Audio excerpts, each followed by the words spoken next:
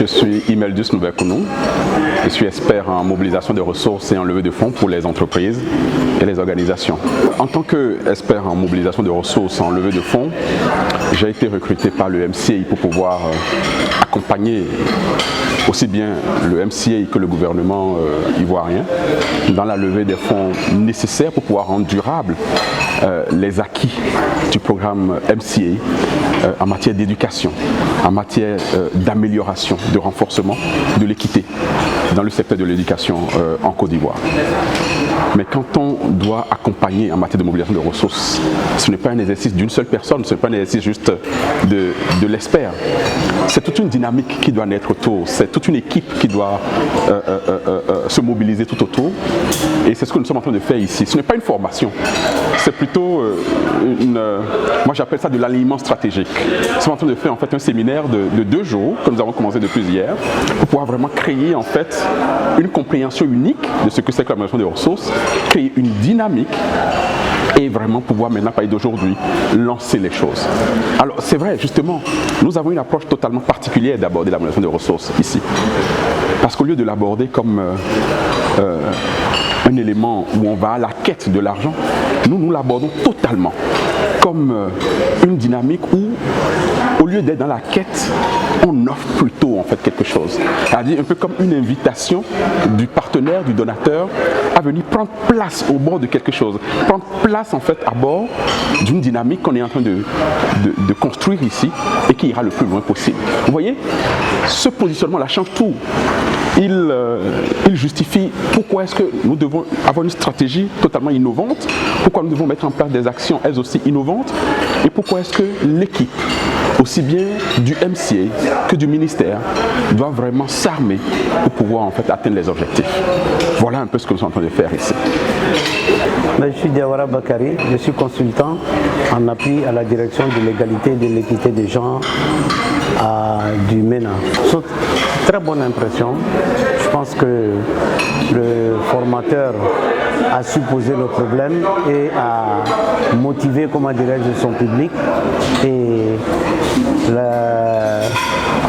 la méthode est très pédagogique et les apprenants sont très intéressés par le sujet parce que c'est très bien présenté. Je pense que c'est MCA qui a eu la bonne vision, n'est-ce pas, en recrutant un spécialiste en la matière pour renforcer les capacités de la DEG. C'est une très bonne chose.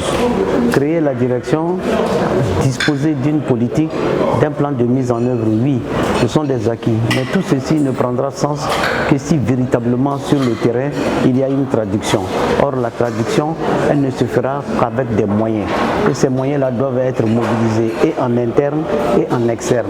Et c'est cet exercice-là que nous commençons aujourd'hui par une formation. Elle doit se poursuivre, n'est-ce pas? Elle doit se poursuivre par des stratégies concrètes à mettre en œuvre sur le terrain pour atteindre les objectifs. Je suis Madame Pita Flavie Célestine. Je suis chargée de formation à la DEG, Direction de l'égalité et de l'équité du genre. Je voudrais déjà remercier le MCA et le MCC parce que nous avons eu droit à une formation de qualité. Le formateur était un formateur de haut niveau. Sa stratégie a été une stratégie interactive, participative. Il a utilisé une technologie de pointe pour nous permettre de suivre du début à la fin sans nous ennuyer. Nous avons appris énormément. Avant la formation, il nous avait demandé nos besoins, nos attentes. Mais moi, je dois dire qu'il est allé au-delà de mes attentes. Cette formation est intéressante dans la mesure où elle va nous permettre de rechercher des fonds pour la mise en application de notre politique genre. Nous avons différentes activités dans notre plan d'action qui ne peuvent pas être mises en application par manque de moyens.